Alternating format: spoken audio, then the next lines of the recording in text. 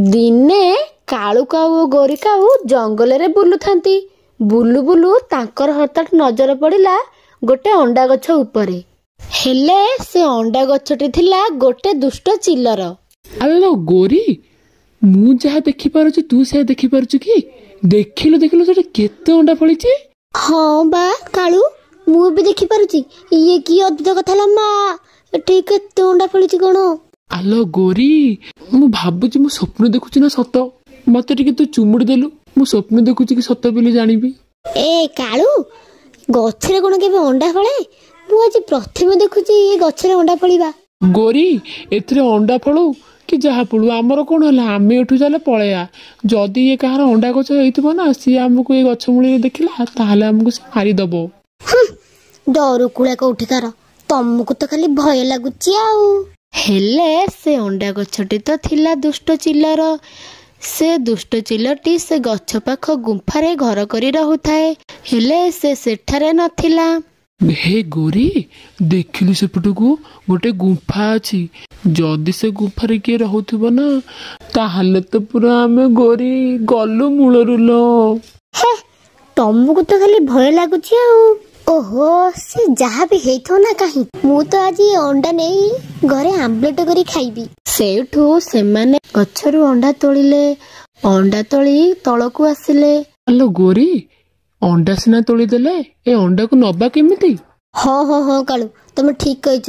ଯଦି ଆମେ ଏ ଅଣ୍ଡା ଖାଲିରେ ନେଇକି ଯିବା, ତାହେଲେ ଜଙ୍ଗଲରେ ଆମକୁ ସମସ୍ତେ ଦେଖିଦେବେ ଆମେ ଅଣ୍ଡା ନେଉଛୁ ବୋଲି। କାଳୁ, ତମେ ଗୋଟେ କାମ କର, ତମେ ସେପଟକୁ ଯାଇ କିଛି ପତ୍ର ଆଣ।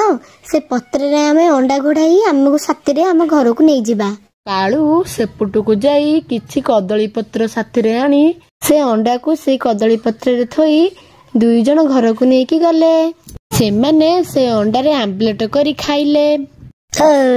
କାଳୁ, ମତେ ଲାଗୁଛି ମୁଁ ଆଉ ଅରଗର ହେଇପାରୁନି। ଏ ଅଣ୍ଡାଟା ତ ବହୁତ ଟେଷ୍ଟି ଥିଲା। ହଁ ଲୋ ଗୋରି, ତୁ ଠିକ କହିଛୁ। ଏ ଅଣ୍ଡାଟା ପୁରା ଟେଷ୍ଟି। ମୁଁ ତ ବି ପେଟ ପୁରିକି ପୁରା ଖାଇଦେଲି ଆଉ। ବାହାର ପଟେ ଥାଇ ରାନୁ ଚଢ଼େଇ ଗୋରି ଓ କାଳୁର କଥା ଶୁଣିଗଲା। ଗୋରି ଦିଦି, ତମେ ଏ ଅଣ୍ଡା ସେ ବରଗଛ ପାଖରୁ ଆଣିଛ ନା? ସେ ଅଣ୍ଡା କାହାର ଥିଲା ଜାଣିଛ କି? ସେ ଅଣ୍ଡା ଥିଲା ଗୋଟେ ଦୁଷ୍ଟ ଚିଲର।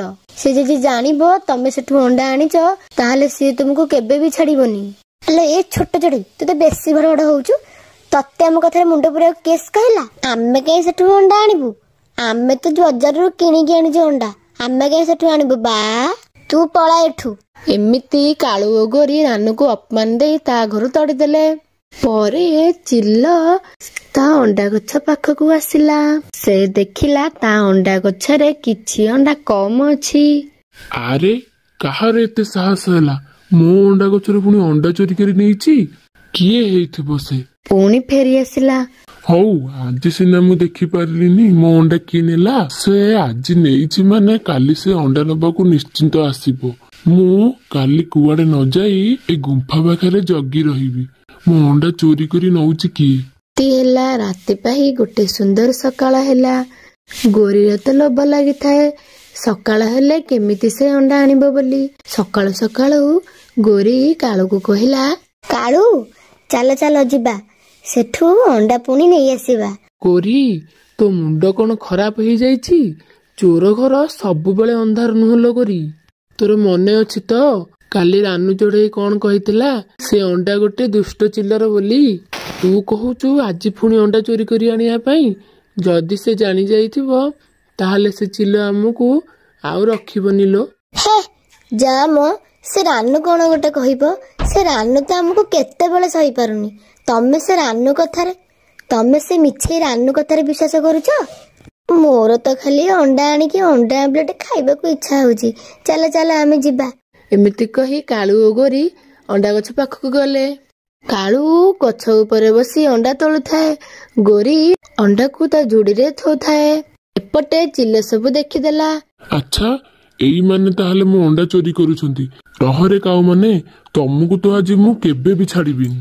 ଏହା କହି ଚିଲ ସେ ଅଣ୍ଡା ଗଛ ପାଖକୁ ଗଲା। ସାଥିରେ ଗୋଟେ ଜାଲ ନେଇ କାଳୁ ଓ ଗୋରିକୁ ଜାଲରେ ସେ ବାନ୍ଧିଦେଲା। କାଳୁ, ଆମେ ହଠାତ୍ ଜାଲରେ କେମିତି ବନ୍ଦୀ ହେଇଗଲେ? ଆମକୁ କିଏ ବାନ୍ଧିଲା? ମୁଁ ବାନ୍ଧିଛି ତୁମକୁ। ତୁମେ ମାନେ ସବୁବେଳେ ଆସି ମୋ ଅଣ୍ଡା ଚୋରି କରୁଛ ନାଇଁ?